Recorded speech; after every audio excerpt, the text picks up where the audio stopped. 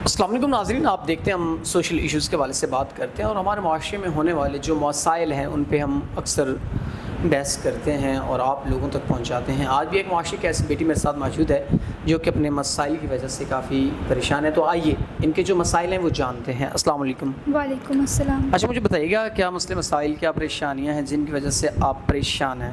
ہم دو بہنیں ہیں، دونوں گھر میں اکیلی رہتی ہیں۔ ہمارا سہارا ہمارے ساتھ کوئی بھی نہیں ہے۔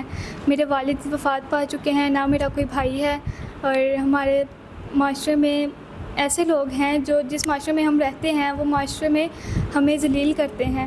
اب ہمارے گھر میں کمانے والا کوئی نہیں ہے، تو ہم دونوں بہنیں ٹیچر کی نوکری کرتی ہیں، اسکول میں بچوں کو پڑھاتی ہیں، اپنا پیٹ پالتی ہیں۔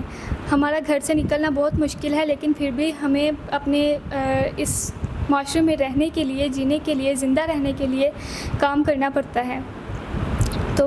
تو اب آپ کیسے اپنے معاملات زندگی کو مزید آگے چلا پائیں گی؟ بڑے ٹف حالات سے آپ گزرے ہیں دونوں بہنیں، تو اگر کوئی ایسا انسان جو آپ کے معاملات زندگی، ضروریات زندگی اور آپ کو محافظ بنتا ہے، تو کیا آپ نکاح کے لیے تیار ہیں؟